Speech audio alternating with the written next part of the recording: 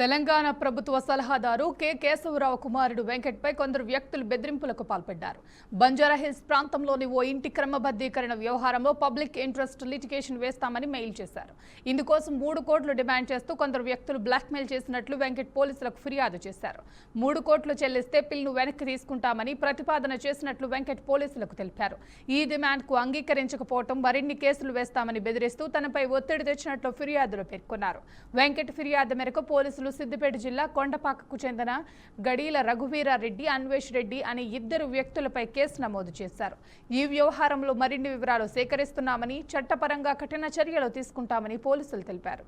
తెలంగాణ ప్రభుత్వ సలహాదారు కె కేశవరావు కుమారుడు వెంకట్పై కొందరు వ్యక్తులు బెదిరింపులకు పాల్పడ్డారు. బంజారాహిల్స్ ప్రాంతంలోని ఓ ఇంటి క్రమబద్ధీకరణ వ్యవహారంలో పబ్లిక్ ఇంట్రెస్ట్ లిటిగేషన్ వేస్తామని మెయిల్ చేశారు.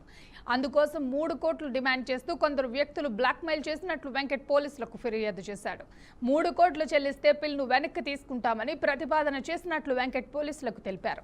ఈ డిమాండ్కు అంగీకరించకపోవడం మరిన్ని కేసులు వేస్తామని బెదిరిస్తూ తనపై ఒత్తిడి తెచ్చినట్లు ఫిర్యాదులో పేర్కొన్నారు.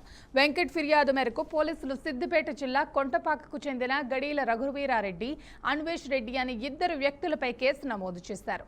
ఈ వ్యవహారంలో మరిన్ని వివరాలు సేకరిస్తున్నామని, చట్టపరంగా కఠిన చర్యలు తీసుకుంటామని పోలీసులు తెలిపారు. ఇదే అంశానికి సంబంధించి పూర్తి సమాచారాన్ని మా ప్రతినిధి రామకృష్ణ అందిస్తారు.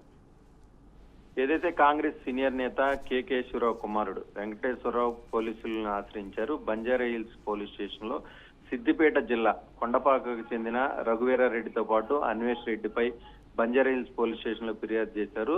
ఏదైతే నివాస స్థల విషయంలో వీరిద్దరి మధ్య జరిగినటువంటి సంఘటన ఏదైతే ఇది కొద్ది రోజులుగా దీనికి సంబంధించి కేసులు నడుస్తున్నట్లుగా కూడా తెలుస్తుంది.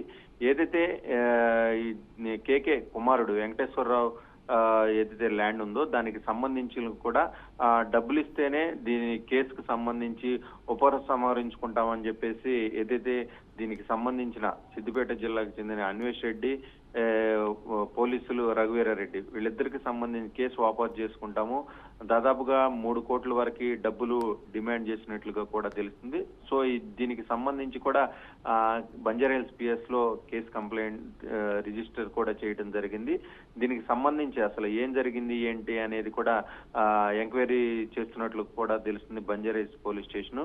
సో మొత్తం మీద కేకే కుమారుడు చాలా రోజుల నుంచి కూడా ఎక్కడా కూడా ప్రస్తావన లేదు. ఒక్కసారి దీనికి సంబంధించి వెలుగులోకి వచ్చేసరికి కేకే కుమారుడు వెంకటేశ్వరరావు మరోసారి దీనికి సంబంధించి మీడియా ముందుకు వచ్చినట్లుగా కూడా తెలుసు. సో మొత్తం మీద చూసుకున్నట్లయితే మధ్య కాలంలో భూ కబ్జాలు కావచ్చు ఇవన్నీ కూడా జిహెచ్ఎంసీ పరిధిలో ఎక్కువ అవుతున్న నేపథ్యంలో మరోసారి ఏదైతే కేకే కుమారుడు వెంకటేశ్వరరావు ఉన్నారో ఆయనని ఏదైతే దాదాపుగా మంత్రి హోదాలో ఉన్నటువంటి మంత్రి ర్యాంక్ కలిగినటువంటి కేకే కుమారుడిని ఇలా బెదిరించడంపై కేసు కూడా నమోదు చేయడం జరిగింది.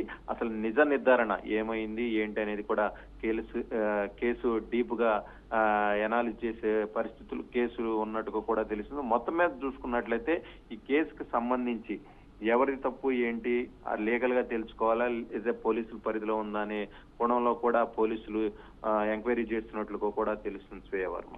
Thank you Ramakrishna. Thanks for the update.